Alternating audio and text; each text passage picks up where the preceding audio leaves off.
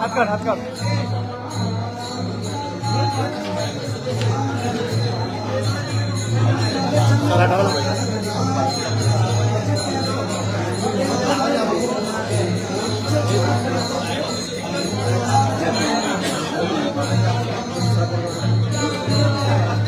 Sir हटाओ तो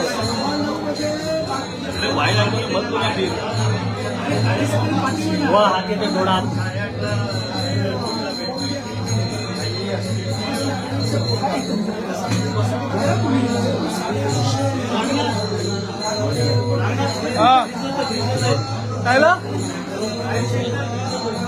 होते प्रेम संदीप संदीप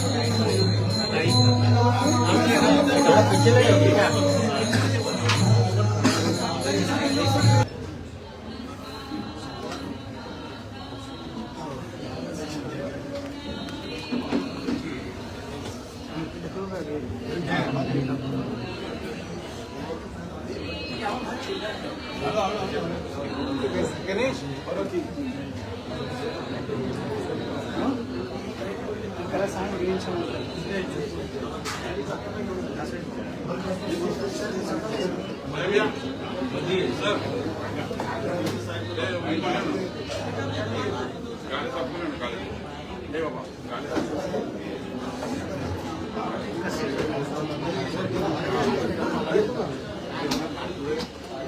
जरा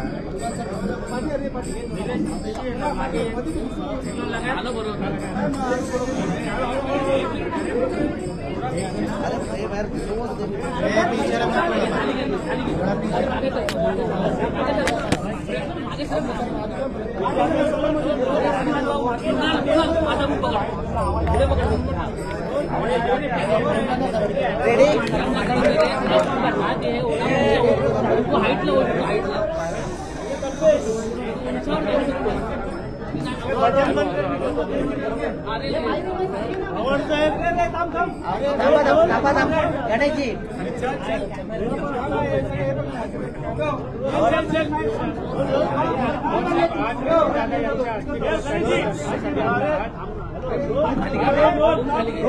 आवड साहेब दादा गेले मात्र वेळ चुकीची होती. तुम्ही देखील ट्विट केलं होतं का वाटतं नेता गेला मोठा महाराष्ट्राचं मी पहिल्याच दिवशी सांगितलं खूप खूप खूप मोठे नुकसान झालं. त्यांच्या इतका तडकाफडकी नेता निर्णय घेणारा त्याची अंमलबजावणी करणारा नेता महाराष्ट्रात मी तरी 40 वर्षात बघितलेला आणि त्यांची दृष्टी ही अनपॅरलल होती. म्हणजे ती तुलनाच करते निर्णय घेण्याची क्षमता तुलनाच करते. त्यामुळे प्रशासनावरती एवढी जबरदस्त पकड असलेला सर्व समाजावरती तेवढाच हक्क दाखवणारा सगळ्यांची कामं करून देणारा चालता चालता लोकांना मदत करणारा असा नेता होणे.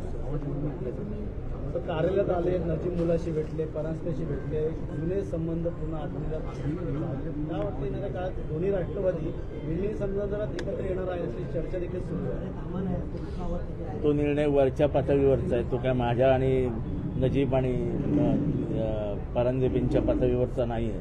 त्यामुळे तो निर्णय वरती ठरणार आहे. त्याच्याबाबत इथे चर्चा करणं मला वाटतं संयुक्तिक नाही.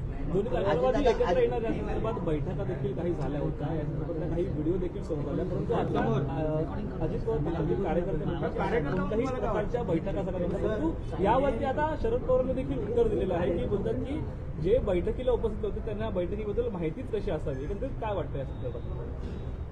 खरं तर वरच्या पातळीवरती हा विषय सोडवावा.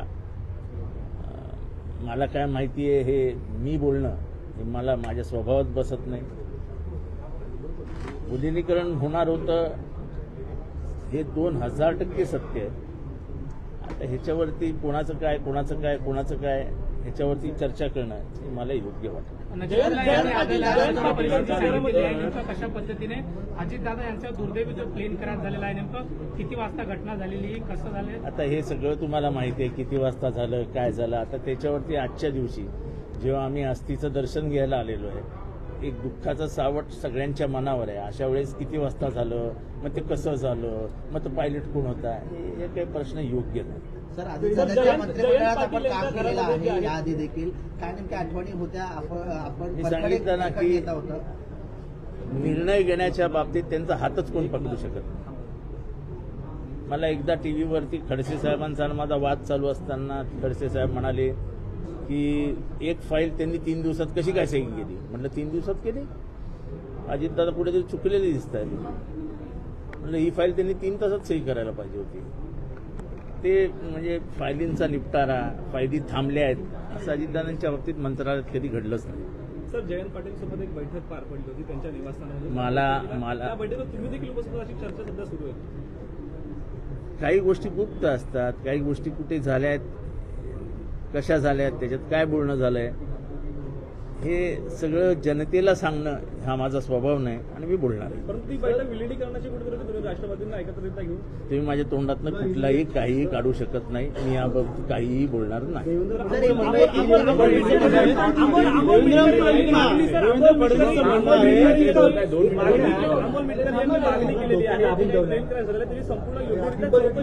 मुख्यमंत्र्यांकडे मागणी देखील केलेली आहे. अमोल मटकरेंनी आपलं काम केलंय, त्याच्यावरती त्यांनी काय करावं हे माझं काम आहे का? देवेंद्र फडणवीसने शरदचंद्र पवार साहेबांचे सर्व दावे फोडले. त्यांचं म्हणणं कुठलीच चर्चा झालेली असते अजितदादा आम्हाला बोलले असते विलिनीकरण संदर्भात, असं त्यांनी सवाल होतो. चर्चा झाली होती हे 2000% सत्य. अजितदादा की अस्थियों की जो है दर्शन देने के लिए आप यहाँ पे आए थे.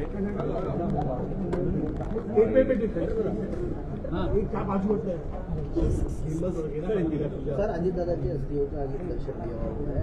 आपने भी उनके साथ काम किया है, कैबिनेट में भी आपने किस प्रकार की? एक बहुत ही हुरहुरनरी और तेज तर्रार नेता था.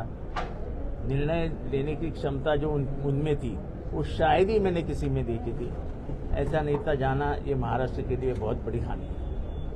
सर, बड़े पैमाने पर जो है इस एक्सीडेंट के बस हो गया भाई, हो गया. कार्य करता है.